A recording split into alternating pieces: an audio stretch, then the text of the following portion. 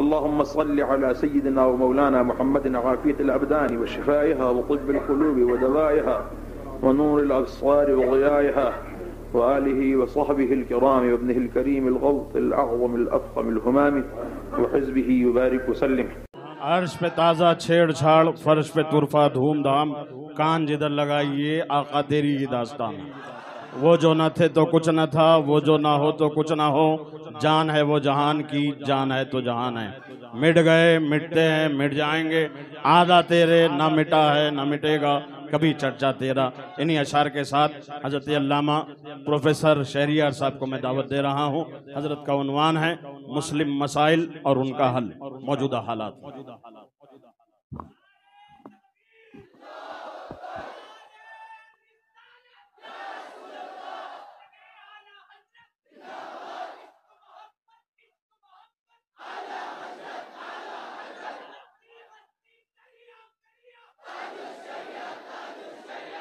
अल्लाहुम्मा सल्लि अला सय्यदना व मौलाना मुहम्मद मअदनिल जूद वल करम व आलिहि व बारिक व सल्लिम सलातन व सलामन अलैका या रसूल अल्लाह।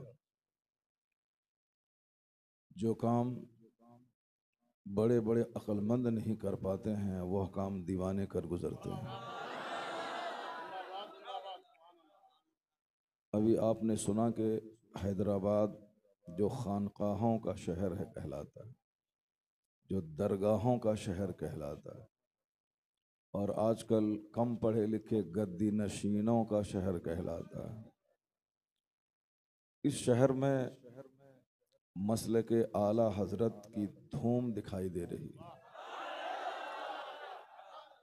हर घरों के ऊपर झंडे दिखाई दे रहे हैं। तहरीके नामूसे रिसालत के सिपाही दिखाई दे रहे हैं। इन तमाम बहारों का सहरा शेर हक शहबाज़े दकन हो जाए, वरना यहाँ के जोशीले नेता ये बताना चाहते थे कि हम मुसलमानों का सच्चा हमदर्द हम ही हैं, और यहाँ के जाहिल गद्दी नशी ये बताना चाहते थे कि चादर और गागर और संदल ही सारे मसाइल का हल है। तो इन खुद साख्ता दानिश्वरों और इन तफजीलियों के दरमियान इस्लाम का हकीकी चेहरा कौन पेश करता है? तो उस हकीकी चेहरा का नाम इस दौर में मसलके आला हजरत है। तो मसलके आला हजरत का जांबाज मुजाहिद बनकर शहबाज़े दकन ने घर घर इश्क़ रिसालत का नूर पहुंचा दिया। उसकी मिसाल है कि जब तक कमांडर जिंदा रहता है, कमजोर कमांडर, तब तक फौज उनके इर्द गिर्द रहती है, लेकिन जैसे ही वो कमांडर मर जाता है फौज अपने अपने रास्ते पे निकल जाती है। मगर मजबूत कमांडर वो होता है जो जाने के बाद भी ऐसी मजबूत टीम छोड़े जो कयामत तक उस तहरीक पे अमल करती रहे। इसके ताल्लुक से दुनिया का सबसे कामयाब तरीन इंसान, दुनिया का सबसे मोस्ट सक्सेसफुल पर्सनालिटी के तौर पर जिनका नाम लिया जाता है वह नाम जनाब मुहम्मदुर रसूलुल्लाह सल्लल्लाहु अलैहि वसल्लम का। ये हिंदुस्तान का, जिसको कुछ लोग महाराज कहते हैं, मैं महाराज नहीं, मैं उसे रामगिरी महापापी कहता हूँ। महाराज कोई हमारे आलिम भी ज़बान से ना निकाले, क्योंकि महाराज तो बहुत अच्छा टाइटल होता है, मगर जो खबीस हो वो अच्छे टाइटल का मुस्तहिक नहीं होता है। जो बिल्कुल कमज़ोर पढ़ा लिखा आदमी है वो दो रोटी हासिल करने के लिए हमारे पैगंबर की शान में गुस्ताखी करता है, तो उनको तो दो रोटी चाहिए और थोड़ी सी शोहरत चाहिए। दो रोटी भी मिल गई और उनको झूठी शोहरत भी मिल गई। मगर मैं उन्हें भी बताना चाहता हूं कि तुम जैसे लोगों ने जो बात कह के मुझको दुखी किया है, हमारे पैगंबर की शान घटाने की कोशिश की है, तुम्हारी औकात राम कृष्ण राव के सामने कुछ नहीं है। राम कृष्ण राव इसी साउथ इंडिया का एक बहुत बड़ा पढ़ा लिखा नाम है, गैर मुस्लिम हिंदू ब्राह्मण, उसने मेरे पैगंबर के बारे में लिखा है जो आज आशिक रसूल का सीना बाग बाग हो जाता है। इसलिए इस खबीस की बात को हाईलाइट न करके राम कृष्ण राव की बात को हाईलाइट किया जाए। ये तो एक छोटा सा पापी इंसान है। राम कृष्ण राव बहुत बड़ा पढ़ा लिखा आदमी है, जो मैसूर यूनिवर्सिटी का प्रोफेसर है, जिसने मेरे नबी की शान में एक जबरदस्त किताब तसनीफ कर दी है। उस किताब का एक पैराग्राफ मैं हमेशा लोगों से कहकर सुनाता हूं। उन्होंने एक आशिक रसूल की तरह एक जुमला कोट किया है। ये खबीस दो रोटी के लिए आज मेरे पैगंबर को गाली दे रहा है, मगर उस पढ़े लिखे आदमी ने आज से 30 साल पहले कहा था, मानव जीवन के हर क्षेत्र में, इंसानी जिंदगी के हर मसले का हल, हर प्रॉब्लम्स का सॉल्यूशन जिस हस्ती ने दिया है उसका नाम मोहम्मद अरबी अलैहिस्सलाम। उसने कहा है कि ऑल दीज मैग्निफिसेंट रोल्स, यानी मैग्निफिसेंट मीन्स स्प्लेंडेड, ब्राइट, रोशन, चमकीला रोल जो उन्होंने अदा किया है in these departments of human activities, इंसानी एक्टिविटीज के हर शोबे में जो हमारा मार्गदर्शन किया, जो हमको गाइडलाइंस दिया है, जो हमें स्ट्रेट वे दिखलाया है कि कैसे जीना है, क्या करना है।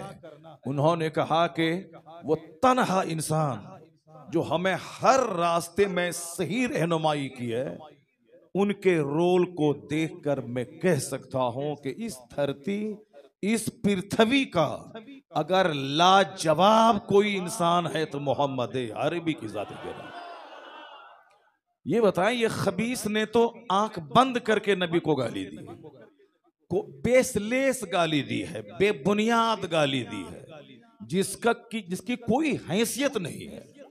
चूंकि इस रुए जमीन का सबसे फाइनेस्ट इंसान पैगंबर आजम की जात, सबसे प्योरेस्ट इंसान, ये खबीस सिर्फ एक चैप्टर पढ़ लेता कि जो जिंदगी में पेट भर के जौ की रोटी तक नहीं खाई हो, आका अलैहिस्सलाम के विसाल के बाद जो कंबल सैयदा आयशा ने सहाबे रसूल को दिखलाया था, उस कंबल के खुरदरेपन को देखकर सहाबे कराम रोने लगे थे।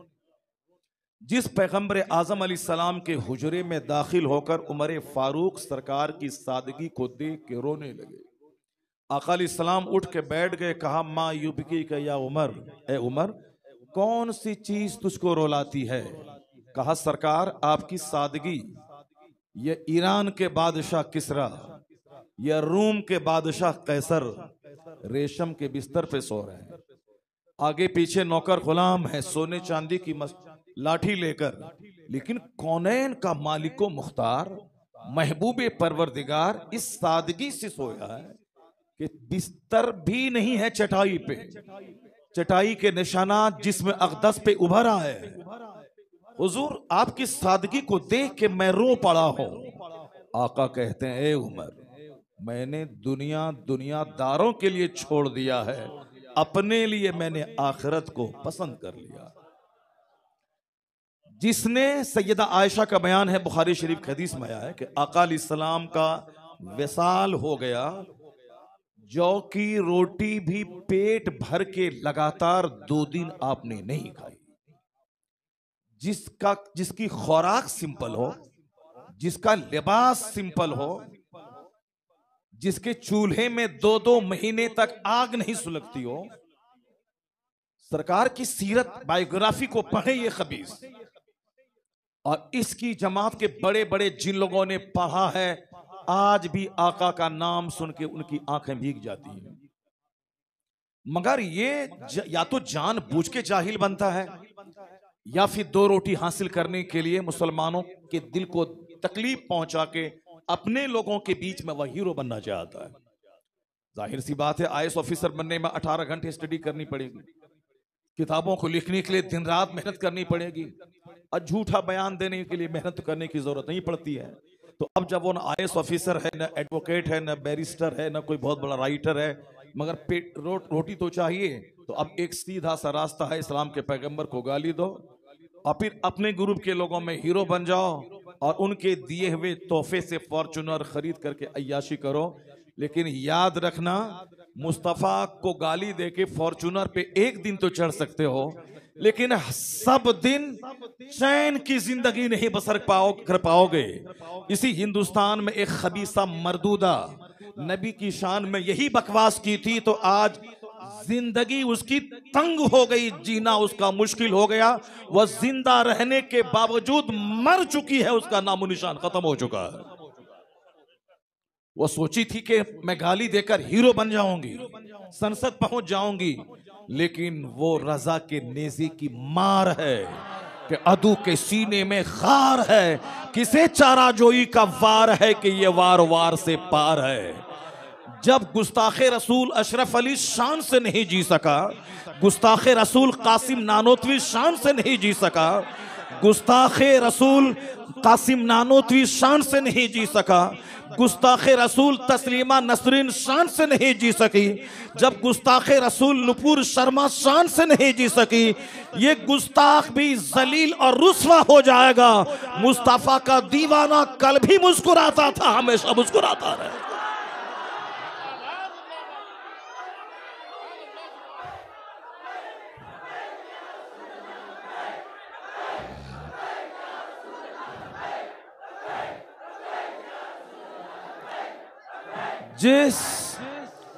जिस नापाक जज्बे के तहत यह लोग काम कर रहे हैं, हम कमजोर हैं, हमारे पास उनसे मुकाबला करने के लिए फोर्स नहीं है, हम कुछ नहीं कर सकते, हम कानून को हाथ में नहीं ले सकते। उनके पास फोर्स है, वो बुलडोजर चला दे, उनके पास हुकूमत है, वो गलत फैसला अपने जज के जरिए सुना करके मुसलमानों को परेशान करे।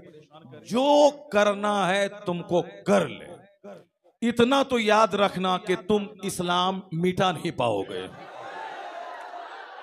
हमको यकीन है कि मेरा मजहब सच है, मेरा कुरान हक है, मेरे पैगंबर सबसे बड़े रहनुमा है, और इस रुए जमीन की सबसे उम्दा तरीन कौम मुस्लिम है।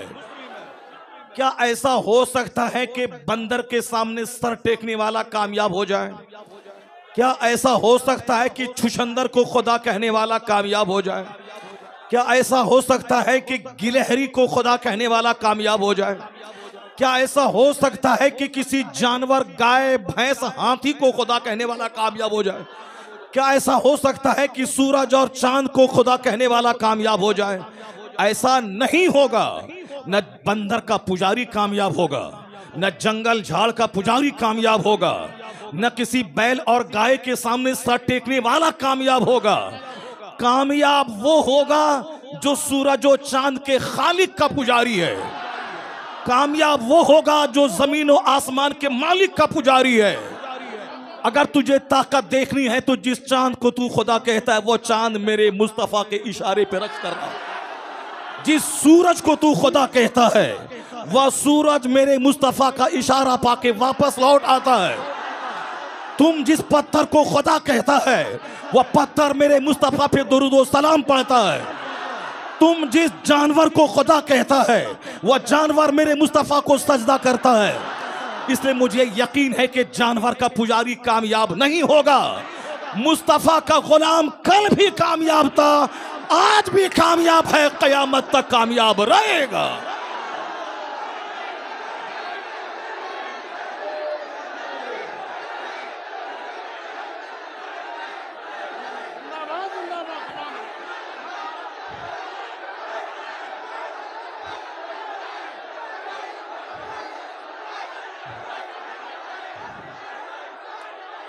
ए सुन्नी मुसलमानों, तुम कमजोर नहीं हो, तुम्हारा खुदा ताकतवर है।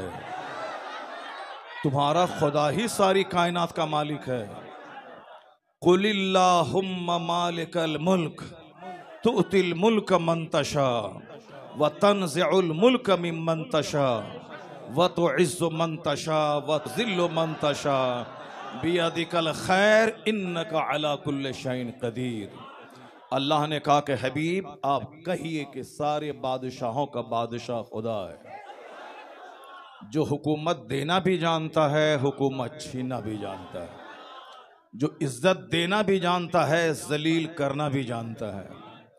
मैं जानता हूं कि मेरा खुदा ही है जो दुनिया चलाता है, और इनका अकीदा है कि फौज दुनिया चलाती है, तलवार दुनिया चलाती है। यह लोग तो कमजोर हैं। मक्का के काफिर बड़े ताकतवर थे, वो 1000-1200 लेकर मैदान बद्र पहुंच गए कि 313 भूखे क्या मुझसे लड़ पाएंगे, 313 निहत्थों को मैं 1 घंटे के अंदर समेट दूंगा। लेकिन उसे क्या खबर थी कि 313 निहत्थे तलवार पे भरोसा नहीं, परवरदिगार पे भरोसा करके आए थे। तो वो मैदान बद्र जिसके बारे में आज यूरोप का दानिश्वर कहता है कि इस्लाम मिटेगा कैसे, वह तो उसी दिन मजबूत हो चुका था जिस दिन मैदान बद्र में फतह हासिल हुई थी। एक तरफ ताकत, एक तरफ राशन, एक तरफ गन, एक तरफ हाथी, एक तरफ ऊंट, एक तरफ घोड़े, एक तरफ 70 सरदार मिलके आ गए थे, और इधर 313 को न राशन है, न उनके पास तलवार चलाने के लिए तलवार सबके पास मौजूद है। 313 में बमुश्किल 70-80 तलवारें थी, बमुश्किल 60-70 घोड़े थे, एक एक घोड़े पे 3-3 लोग सवार थे। यहां तक कि दुनिया ने आज तक वह मंजर नहीं देखा होगा कि जिसके इशारे पे सूरज और चांद गर्दिश करें, वह पैगंबर अपनी सवारी पे अली और एक दूसरे सहाबी को सवार किए हुए हैं, और कहते हैं कि एक मंजिल तक मैं सवार रहूंगा, अली तुम नकील थाम के चलोगे, और अगली मंजिल पे मैं नकील थामूंगा, अली तुम बैठ के चलोगे। ये अदल और इंसाफ का मुजाहरा करते हुए मेरा पैगंबर मैदान बद्र पहुंचा था। कौनैन का मालिक अपने गुलाम को ऊंट पर बिठा के आगे आगे चल रहे थे। जब मौला अली ने कहा था कि सरकार हम गुलाम किस दिन के लिए हैं, पैदल हम चलेंगे, आप बैठें, कहा ऐसा नहीं होगा अली, तुम मुझसे ज्यादा ताकतवर नहीं हो कि हम बैठें तुम चलो। आज नेकी की तलब और तड़प मुझसे ज्यादा तुझको नहीं है। तो मेरे पैगंबर ने गुलामों का दिल जीतने के लिए मैदान में जाते हुए इंसाफ करते हुए गए। तो अदल और इंसाफ करने वाला दुनिया का सबसे बड़ा बादशाह जब मैदान बद्र पहुंचा है तो अपने मुजाहिदीन की तरबियत कर दी। जिसके हाथ में तलवार नहीं थी, खजूर की टहनी दे दी और कहा कि अगर दाएं पे हमला हुआ तो जवाब कैसे देना है, मैसरा पे हमला हुआ तो जवाब कैसे देना है, फ्रंट से अटैक हुआ तो जवाब कैसे देना है। अगर ये इस्लाम का अलमबरदार झंडा उठाने वाला शहीद हो गया तो अब झंडा किनके हाथ में जाएगा। पता चला कि चाहे पैगंबर आजम की रहनुमाई में जंग लड़ी जाए तो वहां जंग लड़के जीत के वापस आया नहीं जाता है, बल्कि कुछ लोग गाजी बन के लौटते हैं, कुछ लोग शहीद बन के दीन बचाते हैं। इसलिए अगर कोई हक बोलने वाला जेल में बंद हो जाए, हक बोलने वाले का घर गिरा दिया जाए, अगर हक बोलने वाला शहीद कर दिया जाए, मत कहना कि जैसा किया था वैसा भुगत रहा है। ये मिसाल है कि कोई गाजी बन के दीन बचाता है, कोई गर्दनें कटा के दीन बचाता है, कोई ज़ैनुल आबिदीन बन के मैदान से लौट के दीन बचाता है, और कोई उनका बाप हुसैन बन के गर्दन कटा के दीन बचाता है।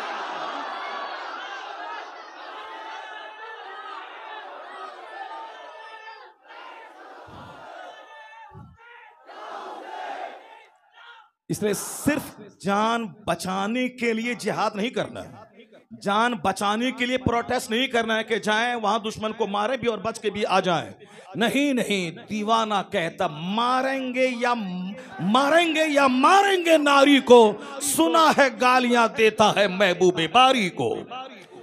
मरेंगे मारेंगे, शहीद हो गए तो उससे बड़ी मौत क्या हो सकती है। कोई काफिर मरे बाथरूम में, कोई काफिर मरे लेटिन करते हुए, कोई मरे साहब वो जानवर को सजदा करते हुए, कोई मरे हॉस्पिटल में एड़ी रगड़ते हुए, कोई मरे गाड़ी में एक्सीडेंट करके चूर चूर होके, लेकिन जो रब के नाम पे मर गया वो शहीद कहलाता है। मौत से डर जंगल झाड़ के पुजारी को होता है, मुस्तफा के गुलामों को नहीं होता। हम तो मौत की आंखों में आंखें डाल के जीना चाहते हैं। यह बात करबला के सरदार हुसैन ने बता दिया है। अगर दीन बचाने के लिए माला पहनने से सिर्फ दीन नहीं बचता, सोफा पे बैठने से दीन नहीं बचता, एयर कंडीशनड खानकाहों में बैठ के चंद मुरीदों को खिला के उनके नजराने से पेट पालने से दीन नहीं बचता। अगर दीन बचाने का ये हुनर हुसैन जानते तो मदीने में रहते, हाथ पांव चुमवाते, यजीद को कहते मैं तेरी बैत कर लिया, 4 लाख महीना वहां से दमिश्क से आ जाता, मस्जिद नबी में नमाज पढ़ाते, सारे लोगों से हाथ पैर चुमवाते और आराम से खा पी के बाल बच्चों के साथ मर जाते, माँ के पहलू में दफन होके जन्नती नौजवान के सरदार भी बन गए होते। मगर हुसैन ने ये रास्ता नहीं इख्तियार किया। अगर ये रास्ता इख्तियार करता तो नाना जान को क्या जवाब देता? जिस नाना ने अपना लुआबे दहन मुंह में डाला था उसका कर्जा कैसे चुकाता? इसलिए हुसैन ने जानबूझकर हमारी खातिर, मिल्लत की खातिर, इस्लाम की खातिर मदीने के चैन को लात मार दिया। अब और कत्ल का रास्ता, भूख का रास्ता, प्यास का रास्ता, परदेश का रास्ता इख्तियार करके मैदान करबला पहुंचे। जालिम ने ऑफर दी मगर आपने कबूल नहीं किया। बाल बच्चों को कटाया, मुस्तफा के दीन को बचा दिया। पता चला कि जो काम ऐसे नहीं होता वो काम अपने बच्चों को कटा के होता है। तो जो इस्लाम आज तक अरब के जोग्राफिया में बंद था, महदूद था, सिद्दीक अकबर के ज़माने में काम हुआ, उस्मान गनी के ज़माने में काम हुआ, उमर फारूक के ज़माने में काम हुआ, मौला अली के ज़माने में काम हुआ, इमाम हसन के 6 महीने की क़यादत में इस्लाम का काम हुआ, हज़रत अमीर मुआविया 20 साल तक बहैसियत हाकिम रहे, दीन का काम हुआ। जो काम अफ्रीका के जंगलों में, यूरोप के सहराओं में नहीं हुआ था, वहाँ जाके अमीर मुआविया की फौज ने इस्लाम का झंडा गाड़ा। तो बेटा अगर फासिक हो गया तो उसकी वजह से बाप को गाली नहीं दी जाएगी। ये नया ट्रेंड खबीसों ने चलाया है कि सहाबी भी मानेंगे और मुनाफिक भी मानेंगे। अगर सहाबी मानता है तो उन्हें बख्शा बख्शाया कहना होगा, उन्हें जन्नती बोलना होगा, नबी के फरमान के मुताबिक गाली नहीं देनी होगी, उनको दिल से मानना पड़ेगा। जब जनाबे नूह का बेटा काफिर का काफिर रहा तो एक सहाबी का बेटा फासिक हो गया तो ताजुब की क्या बात है? फितने उठते रहेंगे और रजा के दीवाने सारे फितनों का जवाब देते रहेंगे। हम ना इस रामगिरी को छोड़ेंगे, ना रुपुर शर्मा को छोड़ेंगे, ना हमने कभी तिवारी को छोड़ा था। हमारा ये खारजी दुश्मन भी दुश्मन है और जो बरकाती टोपी पहन के आके सहाबा को गाली देगा इस खबीस को भी नहीं छोड़ेंगे। हमारे रजा ने वो हथियार दिया है, उस हथियार से चौमुखी महाज पर डट के तहफ्फुज़े नामूसे रिसालत करेंगे और बता देंगे कि रजा के नेज़े की मार है, कि अदू के सीने में गार है, किसे चारा जोई का वार है कि ये वार वार से पार है।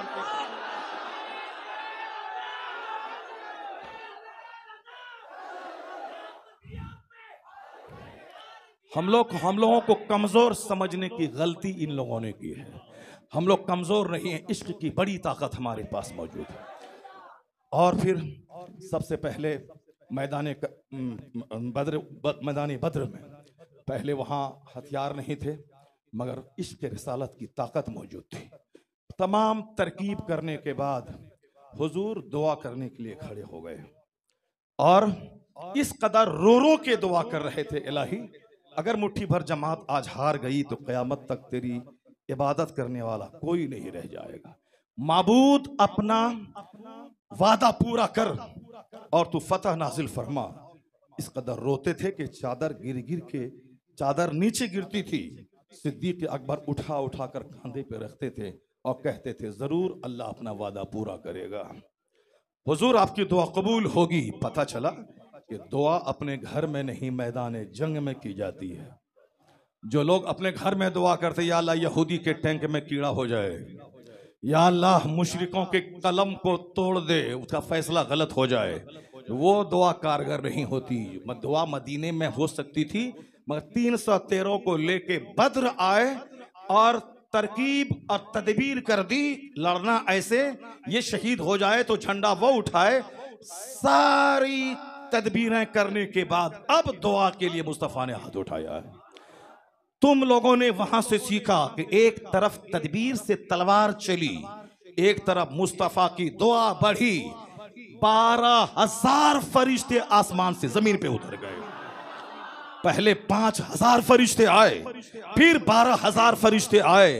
वो फतह की तारीख लिखी गई कि इनके 70 सरदार मारे गए, उतने ही गिरफ्तार किए गए, और जो एक दो बचा वो जूता चप्पल छोड़ के भागा। और फिर क्या हुआ, इस्लाम का वो झंडा लहराया कि कयामत तक के लिए इस्लाम स्टेबल हो गया। वही सबक जो मैदान बद्र से मिलता है, आपको भी उस पर अमल करना है। आंख बंद करके सिर्फ दुआ से काम नहीं लेनी, और सिर्फ बाजू पर भी एतबार नहीं करना है, बल्कि दोनों चीजें हैं। पहले तदबीर, हिकमत से काम लेना है। गाली दिया रामगिरी जैसे खबीस ने, मगर छतरपुर के थाने के पुलिस वाले ने क्या बिगाड़ा था? उसने गाली तो नहीं दी थी मेरे पैगंबर को, तौहीन तो उस खबीस ने किया था। तो फिर आपने इन पर पथराव क्यों किया? इनको गाली क्यों दी?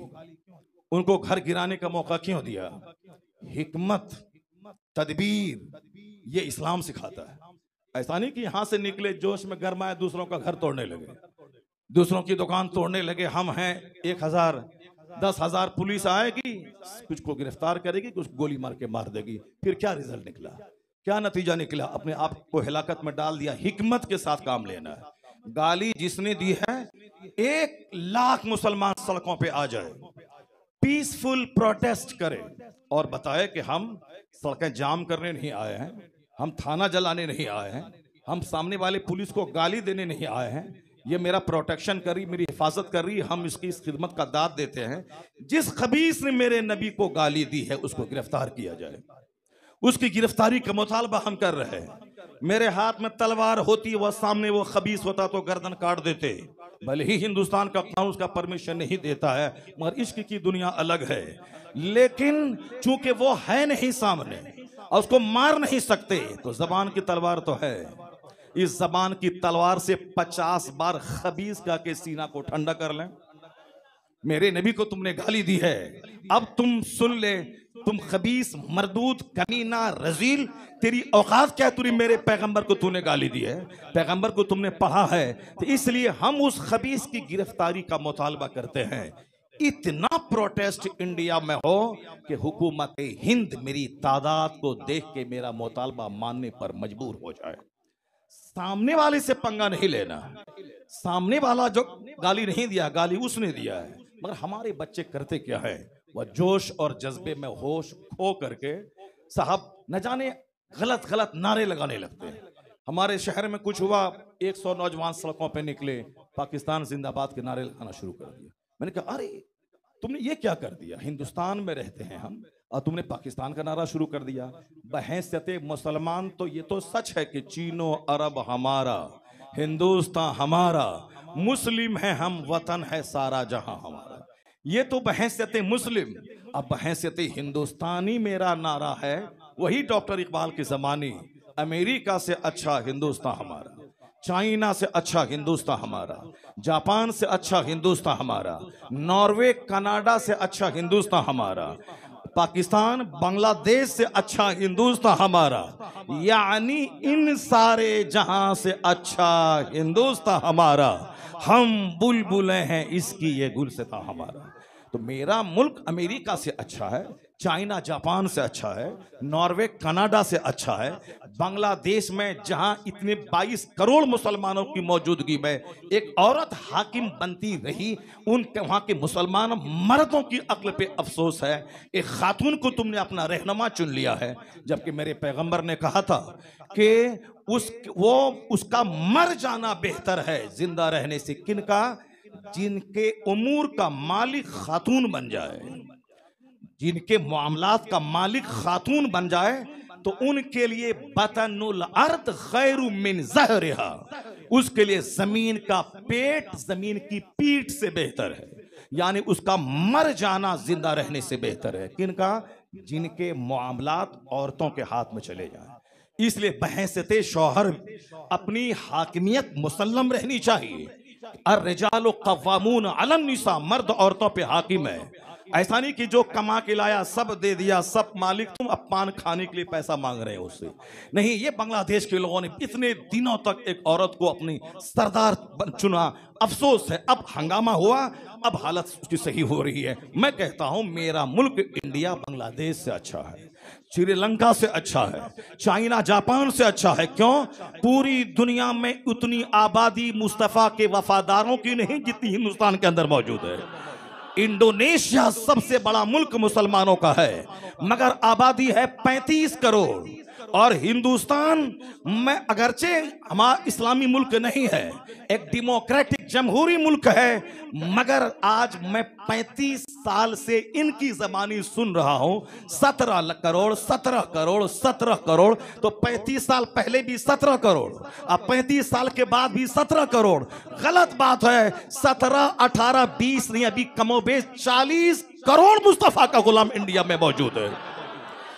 इसलिए पूरी दुनिया का सबसे बड़ा मुसलमानों का मुल्क हिंदुस्तान है, और हिंदुस्तान के उलमा सारी दुनिया में फैले हैं। और जो कहता है कि नजदी वहाबी नदवी के हमारे पास लोग ज्यादा हैं, हम ढेर हैं, ये सुन्नी बरेलवी कम है, ये भी झूठा है। इसलिए नहीं जानता कि उनके 100 साला जश्न में देवबंद में जहां इंदिरा गांधी आई थी और कई लाख लोग जमा हुए थे, और घमंड था पूरे हिंदुस्तान के अखबार में चर्चा था कि आज देवबंद में सारा हिंदुस्तान जमा है। हुजूर रहमानी मियां ताजुश शरिया के बड़े भाई मुफ्ती आजम हिंद के पास आए, अपने नाना के पास, कहा बड़ा गमगीन नजर आते हो रेहान रजा, क्या बात है? कहा हुजूर अखबारात में देवबंद के 100 साला जश्न की खबरें छपी हैं, इतने लाख मुसलमान, इतने लाख मुसलमान, इसलिए मैं उसकी भीड़ भाड़ वाली खबरें सुनने के बाद परेशान हूं। और लोग तंज करते हैं कहां बरेलवी है, और सारा मुसलमान तो देवबंद जमा हो गया।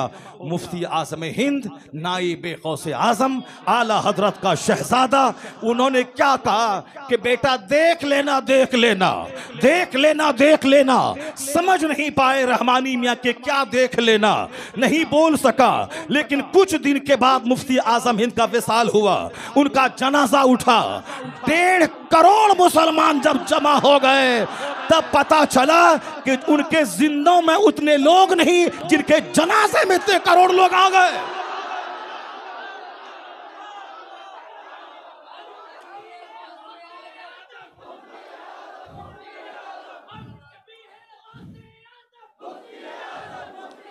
और मैं आजकल के उन तफजीलियों अमीर मुआविया रदियल्लाहु अन्हु को गाली देने वालों से मैं कहना चाहता हूं, सुनो, तुम गौर से सुन लो मेरी बात। तुम जो कहते हो कि बरेलवी थोड़े और साहब ये रजवी थोड़े, ये ताजुश शरिया वाले थोड़े, जब हम लोग थोड़े हो जाएंगे तो फिर दुनिया में इश्क रिसालत कहाँ रह जाएगा। हम लोग तो मुस्तफ़ा की मोहब्बत का जाम पिलाने वाले हैं, इस्लाम का हकीकी चेहरा दिखाने वाले हैं, अहले बैत से भी प्यार और सहाबा की भी इज्जत करने वाले हैं। हमारे पास तो हकीकी इस्लाम है। वो कोई सहाबा से प्यार करता है तो अहले बैत को गाली देता है, कोई अहले बैत से प्यार करता है तो सहाबा को गाली देता है, और कोई अल्लाह अल्लाह करता है तो मुस्तफ़ा के इल्म गैब की तौहीन करता है, और कोई सहाबा अहले बैत से प्यार करता है तो इमाम आज़म को गाली देता है, कोई इमाम आज़म को मानता है मगर गौसे आज़म की तौहीन करता है, कोई गौसे आज़म को मानता है तो ख्वाजा गरीब नवाज के बारे में ऑल फॉल बकता है। तो परफेक्ट मोमिन बनने के लिए इस सदी में कौन सा एक जुमला है जो सुनने के बाद सही मुसलमान की पहचान बन जाए? अगर मैं बोलूंगा सामने वाले मुसलमान से कि तू क्या है, बोलेगा मैं मुसलमान हूं। सवाल होगा क्या अकीदा है तेरा खुदा के बारे में, बोलेगा अल्लाह सुब्हानहू तआला मेरा मालिक, मेरा खालिक व रब्बुल आलमीन है, वह सब रब्बुल आलमीन है। तो फिर सवाल होगा कि रब के मानने से काम नहीं चलेगा, रब के महबूब के बारे में क्या अकीदा है? अब रब के महबूब के बारे में बोल दे मैं उसे आलिम गैब मानता हूं, साहिब इख्तियार मानता हूं, साहिब मोजज़ात मानता हूं, महबूब परवरदिगार मालिक कायनात मानता हूं। फिर सवाल होगा सिद्दीक अकबर के बारे में क्या अकीदा है, उमर फारूक के बारे में क्या अकीदा है, उस्मान गनी के बारे में क्या अकीदा है। जिन लोगों ने इन तीनों खुलफाए सलासा को काफिर कहा, उन जालिमों से कहना चाहता हूं जिसने इस्लाम बचाया, मुस्तफ़ा की जानशीनी का हक अदा किया, जिनकी फजीलतें कुरान हदीस में दर्जनों सफ़हात पे मौजूद हैं, उनको तुम काफिर कहता है, बदतमीज। चाहे ईरान हिंदुस्तान जैसा मुल्क तेरे कब्जे में हो, मगर मैं तुझको कभी मोमिन नहीं मानूंगा जो सिद्दीक को गाली देगा, जो उमर उस्मान को गाली देगा, और जो घमंड है कि मेरे पास हथियार है, आर्म्स है, मैं फला को मदद पहुंचा के मैं इसराइल के यहूदी से पंगा ले रहा हूं। तो तू सुन ले, बुखारी की हदीस में आया है, तुम लोग भी गौर से सुनो। नहीं बोलते हैं तो क्या हो गया? बुखारी शरीफ की हदीस में आया है, इन्नल्लाह ला युअय्यदु हाज़द्दीन बिर्रजुलिल फाजिर। वो अल्लाह के रसूल फरमाते हैं कि बेशक अल्लाह इस दीन इस्लाम की मदद फाजिर लोगों से ले लेगा। और दूसरी हदीस में आया है कि इन्नल्लाह ला युअय्यदु हाज़द्दीन बिरिजालि माहुम मिनहुम। अल्लाह ऐसे लोगों से इस दीन की मदद लेगा जिसका इस दीन में कोई हिस्सा नहीं है। इसलिए वो तो अल्लाह को दीन बचाना है कि तेरे हथियार से चंद लोगों का काम हो रहा हो, वो अल्लाह ही दीन बचाने वाला है। और जिसका दीन में कोई हिस्सा नहीं है वो उसके जरिए भी अल्लाह दीन की मदद कर लेगा। तो मैं नहीं घबराता तुम्हारे एटम बम से और तुम्हारे हथियार से। जो सिद्दीक का नहीं वह मेरा नहीं, जो उमर का नहीं मेरा नहीं, जो उस्मान का नहीं मेरा नहीं, तो सिद्दीक उमर उस्मान अली का भी मानने वाला होगा। और हजरत हसनैन करीमैन से बेपनाह मोहब्बत करने वाला भी होगा। वही मोमिन। सवाल आगे बढ़ता जाएगा, गौस के बारे में क्या है, इमाम आजम के बारे में क्या कीदा है। तो एक जवाब जिसके आगे कोई सवाल नहीं है, जिसके बारे में परफेक्ट मोमिन की छवि सामने आ जाए कि तू परफेक्ट मोमिन होने के लिए सामने वाले बंदे को नहीं पूछना होगा गौस के बारे में क्या बोलता है, गरीब नवाज के बारे में क्या कीदा है, हसनैन करीमैन के बारे में क्या कीदा है, उमर उस्मान अली रज़ियल्लाहु अन्हुम अजमईन के बारे में क्या कीदा है, और अहले बैत सहाबा के बारे में क्या कीदा है, मुस्तफ़ा के बारे में क्या बोलता है। नहीं, बात आई मैं मसलके आला हजरत का मानने वाला हूं। अब सारा सवाल बंद, परफेक्ट मोमिन की छवि पैदा हो जाए। इसलिए तुम खुश नसीब हो कि अल्लाह रब्बुल इज्जत तुम्हें आला हजरत का सिपाही बनाया है, मसलके आला हजरत का वफादार बनाया है। नर्वस मत होना, जो तहरीक की लिस्ट उन्होंने दी है। उलमा हमारे, हम नमाज के भी इमाम हैं और हम सियासत के भी मेरे रहनुमा जिस दिन बन जाएं उस दिन तो चीन और अरब सब हमारा है, सारी दुनिया हमारी है। उलमा कराम को क़यादत के लिए मैदान में आना होगा। ये शराबी हमारा रहनुमा बनेगा, ये ज़िनाकार मेरा रहनुमा बनेगा, दिन भर 50 बार झूठ बोलने वाला मेरा रहनुमा बनेगा। मेरा रहनुमा वो बनेगा जो हमारी क़यादत शरीयत की रोशनी में करेगा और नमाज भी पढ़ेगा और गिड़गिड़ा के दुआ भी करेगा। तो मेरा बाहर निकलना भी काम आएगा, रहनुमा की आहोजारी काम आएगी, फतह हमारा पांव चूमेगी। उसकी तकवा जरूरी है और रहनुमा का अल्लाह वाला होना जरूरी है। तो कल जिस शहबाज दक्कन ने रात में सजदा किया और दिन में तुमको साथ लेके मैदान में निकले, आज उनका लाल मौजूद है। जो पैंट शर्ट नहीं पहनता है, जो जीन्स नहीं पहनता है, जो नमाजें नहीं छोड़ता है, जो ऑल फॉल बाप दादा के नाम पे घमंड गुरूर करके पांव दबवा के वो अपने ऐश का बिस्तर नहीं गरमाता है, वो अपना आराम चैन सेहत को दाव पे लगा के जहां से भी दीवाना आवाज दे वहां पहुंचकर मसलके आला हजरत का पैगाम पहुंचाता है। इसलिए जिसका रहनुमा मुत्तकी हो, जिसका रहनुमा नमाजी हो, जिसका रहनुमा आला हजरत से सच्चा इश्क रखने वाला हो, वो कौम जमात कामयाब नाकाम नहीं होगी, कामयाबी कदम चूमेगी। शर्त है कि आलिमों की आवाज पे लब्बैक कहना, हिकमत से काम लेना, इल्म से काम लेना, अपने रहनुमा को इज्जत देना। तू यहां कामयाब होगा, मरेगा तो इनके साथ में जन्नतुल फिरदौस में जगह पा जाएगा। दोनों जहान की भलाई का राज उलमा की पैरवी में है, इनकी बात मानने में है। बेशुमार मसाइल हैं हिंदुस्तान में हमारे, मगर सबसे बड़ा मसला है कि आज इन लोगों ने जो हमें कमज़ोर समझकर मेरे पैगंबर की तौहीन करना शुरू किया है। मैं बताना चाहता हूं कि पहला दिन जिस दिन सिर्फ एक आदमी ने कलमा पढ़ा था, पैगंबर आजम का, वो थी कौन? सरकार की प्यारी मुक़द्दस बीवी सैयदा खदीजा। हुजूर ने कहा मैं पैगंबर हूं, बीवी ने कलमा पढ़ा। लोग कहेंगे कि बीवी थी, कलमा पढ़ लिया। दूसरे शख्स जुड़ गए, उनके भाई चचेरे मौला अली। तीसरे जुड़ गए ज़ैद इब्न हारिसा, चौथे जुड़ गए आपका दोस्त, आपका साथी सिद्दीक अकबर। 4 लोगों ने कलमा पढ़ा। ये भी सुन ले, आप भी सुन ले, 4 लोगों ने कलमा पढ़ा। उसके बाद जब खबर हुई, नबूवत का ऐलान हुआ है और चोरी छुपे नमाज पढ़ी जा रही है, एक नए दीन का पैगाम पहुंचाया जा रहा है, तो फिर वह लोग प्लान बना लेंगे क्या करें कि ये तादाद बढ़े नहीं। उधर प्लान बना रहे थे, इधर 40 लोगों ने कलमा पढ़ लिया। 40 लोगों ने कलमा पढ़ लिया। फिर जब खबर हुई तो अब उन्होंने प्लान के साथ साथ सताना शुरू किया। हजरत बिलाल को चटाई में बांध के धुआं देना शुरू किया। दूसरे किसी कलमा पढ़ने वाले को सूली पे लटकाना शुरू किया ताकि इनका अंजाम देखकर दूसरा आदमी थर्रा जाए, कलमा नहीं पढ़े, हुजूर का साथ नहीं दे। 3000 लोगों ने कलमा पढ़ लिया। प्लान हुआ कि इसको आगे नहीं बढ़ने देंगे, यहां तक टॉर्चर करेंगे कि मक्का छोड़ के चला जाए। आका इस्लाम अपने दीवानों को कहा कि जब दीन को संभालने के लिए जगह छोड़नी पड़े तो जगह छोड़ के चले जाओ। हबशा चले गए, फिर वहां से मदीना गए, कहा कि बस अब इस्लाम को कमजोर कर देंगे। चंद ही दिनों के बाद 12,000 लोग मदीना से चल के आके पूरे मक्का को फतह कर लिया।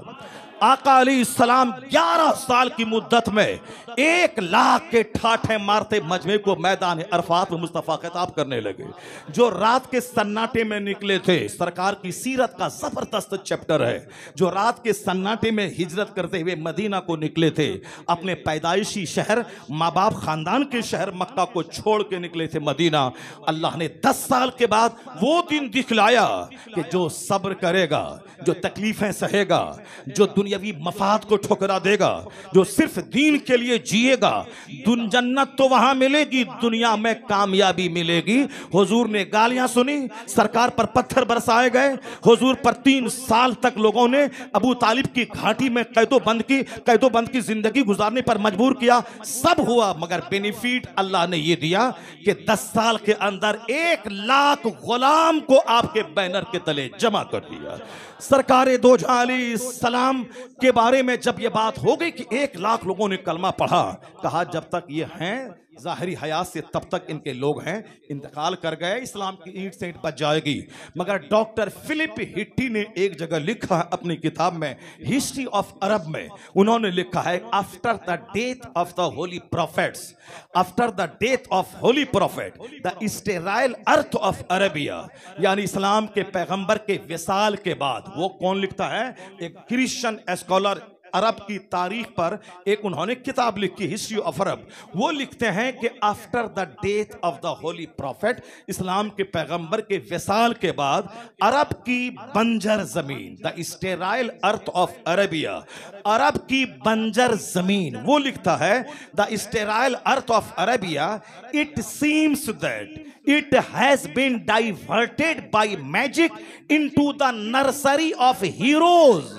अल्लाह समद, क्या कहता है? ऐसा लगता है कि अरब की जमीन अचानक बहादुरों की नर्सरी में बदल गई है। कैसी तरबियत इस्लाम के पैगंबर ने की थी और कैसी जबरदस्त टीम छोड़ के जाहिरी तौर पे पर्दा फरमाए थे कि बच्चा बच्चा अपने आप में बहादुरी का नमूना लग रहा था। फिर जो कहता था कि इनके पर्दा फरमा जाने के बाद ईंट से ईंट बजा दूंगा, पर्दा फरमा जाने के बाद जब सिद्दीक अकबर ने जब कमान संभाली, मुस्तफा की जानशीनी का हक अदा किया, तो जो इस्लाम अरब के कबाइल तक महदूद था, वो इस्लाम अरब के दूर दराज इलाकों तक फैल गया। पहले 1 लाख कलमा पढ़ा, अब तो 5 लाख लोगों ने कलमा पढ़ लिया। फिर दुश्मनी बढ़ी के काट देंगे, मार देंगे, भगा देंगे, ये गरीब लोग जमा है, इनको माशी मार देंगे, इनकी रोजी रोटी बंद कर देंगे, तो ये लोग मुस्तफा के दीन से फिर जाएंगे। उन्होंने किसी ने बोला ज़कात नहीं देंगे, कोई कुछ बोला, कोई कुछ बोला। सिद्दीक अकबर की हिम्मत, इश्क़ रिसालत की बदौलत सारे फितने दूर हुए, इस्लाम जगमगाता रहा। उमर फारूक उनके बाद जब कमान संभाला, 10 साल तक खिदमत हुई, इस्लाम ईरान में पहुंच गया, इस्लाम रूम में पहुंच गया। उस्मान गनी 12 साल इस्लाम को अफ्रीका तक पहुंचाया। हजरत अली ने उस इस्लाम को और मजबूती अता की। अमीर मुआविया के 20 साल पीरियड में जहां कश्तियों के जरिए कुस्तुनतुनिया तक इस्लाम को पहुंचा दिया। फिर नाना का नवासा हुसैन ने देखा कि नाना का दीन अब खून चाह रहा है, नाना का दीन अब कुर्बानी चाह रहा है, तो बाल बच्चों को लिया करबला पहुंच गए कि तुम्हारा गुरूर नहीं चलने देंगे, अहंकार नहीं चलने देंगे। जिस सदाकत पर सिद्दीक, उमर, उस्मान, अली हुकूमत करते रहे, उसी मनहज पर तुमको हुकूमत करनी पड़ेगी और मनमाने ढंग से हुकूमत करने नहीं देंगे। बोला मार देंगे, बोला मार दो मगर तुझको सपोर्ट नहीं करेंगे। तो हुसैन ने उनके गुरूर को तोड़ने के लिए अपना अली अकबर दे दिया, अली असगर दे दिया, और मोहम्मद दे दिए, अपनी जान दे दी। फिर क्या था, इधर गर्दन कटी, उधर इस्लाम आंधी बनकर सारी दुनिया में छा गया। तो अब पता चला कि इस्लाम दुश्मनी से घटता नहीं है, मुस्तफ़ा के गुलाम बैक होते नहीं हैं। आज से 100 साल पहले काफिरों ने कहा था काट देंगे, अजान बंद कर देंगे, मदरसा बंद कर देंगे, मगर आज अल्हम्दुलिल्लाह 1400 साल के बाद 1446 हिजरी में 200 करोड़ मुसलमान पूरी दुनिया में जगमगा रहा है, जिसके नाम के साथ लफ्ज़ मोहम्मद जुड़ा हुआ है। मोहम्मद अहमद, मोहम्मद कमर, मोहम्मद समर, मोहम्मद मुबशिर, मोहम्मद शबीर, या 200 अरब मोहम्मदी फौज बता रही है दुश्मनी बढ़ती जाएगी, गुलामाने मुस्तफा की तादाद में इजाफा होता जाएगा। है नूरे खुदा कुफ्र की हरकत पे खंदाजन, फूकों से यह चिराग बुझाया न जाए, फूकों से यह चिराग बुझाया न जाए। बहुत सारी बातें करनी थी, बहुत सारी बातें करनी थी, मगर चूंकि अभी 2-2.5 घंटे का खिताब करके मैं बेगमपेट से आ रहा हूँ, यहाँ भी 2 घंटा खिताब करना था, मगर चूंकि वक्त परमिशन दे नहीं रहा है, अब अज़ान फजर होने वाली है। दूसरी नशिस्त में मैं बताऊंगा कि यह हिंदुस्तान के सोशल मीडियाज़ पे जो गंदे प्रोपेगेंडे इस्लाम के खिलाफ चल रहे हैं, ये प्रोपेगेंडे झूठे हैं, ये प्रोपेगेंडे में कोई दम नहीं है। असल में बात यही है कि कोई दिन अमेरिका, यूरोप में नहीं गुजरता जिस दिन वहां की मस्जिद के इमाम के पास 50 क्रिश्चियन कलमा पढ़ने के लिए ना आते हो। कोई दिन चाइना, जापान में नहीं गुजरता, क्योंकि यह लोग मगरबी तहजीब की कीचड़ में लथपथ होकर जिंदगी का चैन, सुकून सब खो चुके हैं। 2-2 लाख, 2-2 करोड़ कमाने वाले को जब जिंदगी में चैन नहीं है, तो चैन की तलाश में किसी रहनुमा के लिए निकलता है, तो वो रहनुमा आफताब की शक्ल में मुस्तफ़ा जाने रहमत दिखाई देते हैं। तो इसलिए वो कलमा पढ़ा बड़ी तेजी के साथ अमेरिका में, यूरोप में जॉन डी रॉकफेलर जैसा दुनिया का सबसे पहला खरबपति अपना तजर्बा जब बयान करता है, डॉक्टर माइकल हार्ट जब मुस्तफ़ा के बारे में अपने दिल को रख देते हैं, जब साहब दुनिया के सब बड़े बड़े स्कॉलर आका अलैहिस्सलाम की तारीफ में रक्बुल लिसान होते हैं, तो ऐसा लगता है कि तादाद घट नहीं रही है, गैर मुस्लिमों कलमा पढ़ के मुसलमानों की तादाद में इजाफा होता जा रहा है। इसलिए ये 2-4 गाली देने वाले को पहले माइनस करके चले, उनको ना एक दूसरे को फॉरवर्ड करें, ना एक दूसरे को दें, बल्कि इसको जलील कर दें, उसकी कमर तोड़ दें। मैंने यही पैगाम आज से 5 साल पहले कहा था, आपने हीरो तिवारी को क्यों बना दिया, आप क्यों मैदान में आ गए? कोई बहुत बड़ा पढ़ा लिखा आदमी, कोई बहुत बड़ा नेता, कोई बहुत बड़ा उसका स्कॉलर, वो नबी की तौहीन करे तब मैदान में आइए। ये जाहिल छुछंदर बंदर समाज का आदमी, एक गिरा हुआ आदमी, ये तौहीन करके हीरो बनना चाहता है, आप उसको हाईलाइट करने के लिए साहब 50 लाख आदमी शहर पे आ जाते हैं। पहले माइनस कीजिए, ये बताइए कि हमने तुम्हारी बात की नोटिस ही नहीं लिया, और जब वो ये समझ ले कि मेरी बात की नोटिस नहीं ली गई और फिर आम इंसान की तरह सड़कों पे जीने लगे, तो कोई हमारा दीवाना जाके कान पकड़ के घोड़ा दबा दे, और जब दबा दे उसको, जहां 2-4 इसी तरह से दबा जहन्नम गया, तो फिर कोई चौथा हिम्मत नहीं कर पाएगा नबी को गाली दे। इसलिए कोई व्हाट्सएप पे फॉरवर्ड नहीं होगा, और कोई किसी कमीने और रजील चौड़े चमार और किसी पाखंड ढोने वाले भंगी की बात पर एहतजाज नहीं होगा। जब कोई प्रोफेसर, कोई डॉक्टर, कोई लीडर, कोई मिनिस्टर, कोई बड़ा आदमी बोलेगा, तब उसके लिए हम लोग हैं, उसका जवाब देंगे, डिबेट करेंगे, बहस करेंगे। नहीं मानेगा तो 40 करोड़ मुसलमान को लेकर सड़क पे आ जाएंगे, चक्का जाम करेंगे। उनको कानून बदलना होगा और कानून बनाना होगा। अब रहती दुनिया तक कोई हिंदुस्तानी मुस्तफा को गाली नहीं देगा। जब कोई मौलाना तेरे धर्मगुरु को गाली नहीं देता है, तो तुम हमारे धर्मगुरु को गाली क्यों देता है? इस तरह से प्रोटेस्ट करेंगे तो कानून बनेगा, फिर किसी की नानी मरे कि मुस्तफा को गाली देने की हिम्मत कर पाएगा। नहीं कर पाएगा। अल्लाह तबारक व तआला हमको और आपको सबों को इश्क़ रसूल की दौलत अता फरमाए और हमेशा सरकार के नामूस के तहफ़्फ़ुज़ के लिए ज़बान से, कलम से, हिकमत और तदबीर से, प्रोटेस्ट और एहतजाज से, किसी भी तरह से मुस्तफ़ा के दुश्मनों की खबर लेने की तौफीक अता फरमाए। 4 कदम चलो, इतना तो होगा क़यामत के दिन। सरकार आपके लिए 4 कदम चले थे, घर से निकले थे, हाथ में झंडा उठाया था, इन खबीसों को गाली दिया था और हम गर्दन कटाने के जज्बे से मैदान में आए थे। अगर हुजूर ने मुस्कुरा के देख लिया और हुजूर का नवासा हुसैन ने मुस्कुरा के देख लिया कि मेरे बेटे मैंने तो गर्दन कटाई और तुम भी गाली सुने, तुम भी तमाचा खाए, तो हुसैन ने अगर मुस्कुरा के देख लिया कि तुमने भी तकलीफ उठाई है दीन की राह में, 80 बरस का नफल सजदा वहां नहीं पहुंचाएगा जहां हुसैन की मुस्कुराहट पहुंचा देगी।